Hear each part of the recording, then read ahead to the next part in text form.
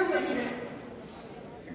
विभाजन के पश्चात 1947 के बाद हमने 1 इंच भूमि भी हमारे साथ नहीं जोड़ी, लेकिन हमको 1947 के बाद जिस प्रकार जनसंख्या का असंतुलन के कारण विदेश के जो हमलावर आ रहे थे, अफगानिस्तान से आ रहे थे, वो आज हमारे ही मोहल्ले में, हमारे ही गांव में, हमारे ही जिले में और हमारे ही शहर में बैठ गए।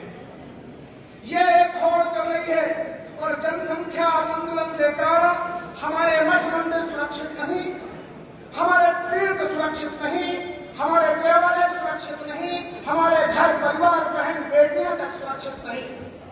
यह जनसंख्या असंतुलन विस्फोट हो रहे जनसांख्यिकी बदलाव के कारण इसमें कुछ बिंदु मैंने तैयार किए। आपको इन बिंदुओं को समझना और आवश्यकता पड़े तो उनको नोट भी करना चाहिए, क्योंकि भारत की सबसे बड़ी विपत्ति और सबसे बड़ी समस्या यह जनसंख्या है। यह जनसंख्या का विस्फोट, जनसंख्या का परमाणु बम स्थान स्थान पर सेट कर दिया गया है, गांव-गांव में लगा दिया गया है। टाइम बम के रूप में एक समय फटेगा। जम्मू कश्मीर में फट चुका है, केरल में भी स्थान स्थान पर ये बोल रहा है, बंगाल भी हमने हमारी आंखों के सामने देखा है। कभी हरिद्वार भी नहीं बचेगा। हमने हल्द्वानी की वो घटना सुनी, हाई कोर्ट के आदेश के बाद भी हम उस हल्द्वानी की बस्ती को हटा नहीं पाए, जहां पर 50,000 से ज्यादा रोहिंग्या घुसपैठिए मुसलमान रहे। तो ये जनसंख्या संतुलन हमको बर्बादी की उस कगार पर लेकर जा रहा है, जहां पर हमको अभी से करना होगा, सोचना होगा। सीमाओं का संकुचन, स्वस्थ जीवन यापन करने में जो आने वाली समस्याएं हैं, क्योंकि देश के सभी अस्पतालों में, सभी सरकारी संसाधनों में, सरकारी सुविधाओं में आज किसका अधिकार हो गया? देश के सभी अस्पतालों के बेडों में कौन पड़ा हुआ है? हमको ये चिंतन करने की आवश्यकता है। ये सरिया कानून, सरिया कोड और देश में स्थानांतर चल रही है मुसलमानों की जो संस्थाएं हैं, ये हमारे ही अधिकारों को हमसे छीन रही है। ये देश हमारा है, ये भूमि हमारी है, ये भूमि पर हिंदुओं का प्रथम अधिकार है। लेकिन आज इस देश में द्वितीय दर्जे का नागरिक इसलिए बन रहा है क्योंकि हमारी जनसंख्या पर कंट्रोल नहीं, और वो 4-4 शादियों करके 18, 24, 48, 72 बच्चे पैदा करके इस देश को जनसंख्या के टाइम बम में स्थापित कर देना चाहते हैं।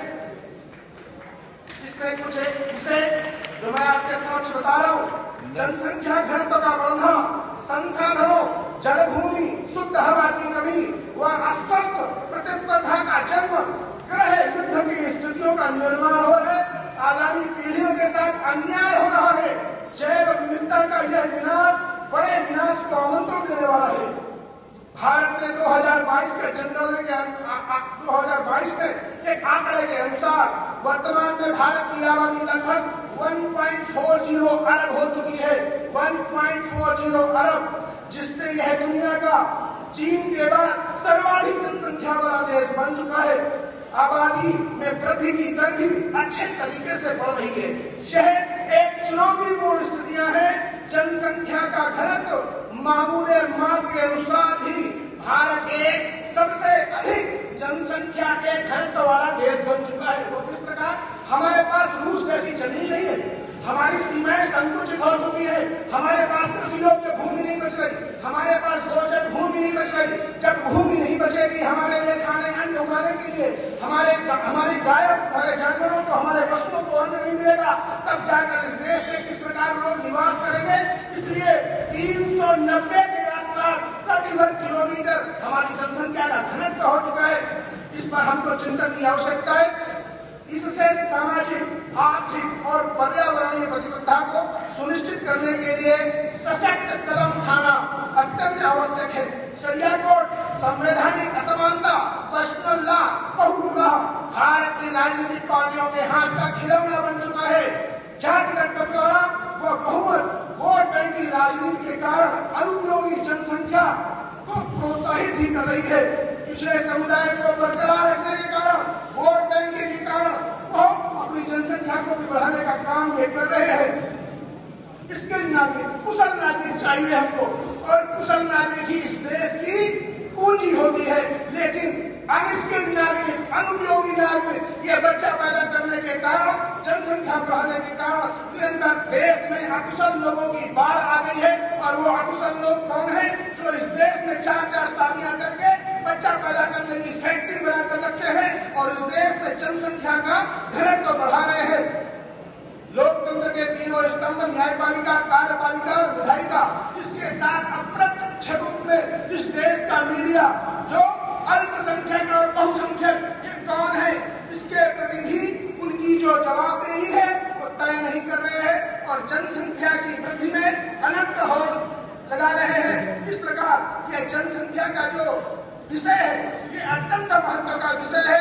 इस पर एक देशव्यापी आंदोलन की आवश्यकता है और यह आंदोलन किस प्रकार का? 370 जैसा नहीं, ये आंदोलन CAA NRC जैसा नहीं। हम नेशनल सिटीजनशिप जो राष्ट्रीय रजिस्टर बना उसके विषय में सरकार ने क्या किया? यह CAA पर सरकार ने क्या किया? ये गृह मंत्रालय का फेलियर है। इस देश में उनके ही राज के नीचे म्यांमार से आए हुए, बांग्लादेश से आए हुए, पाकिस्तान से आए हुए, क्योंकि भारत की यह भूमि दुनिया के लिए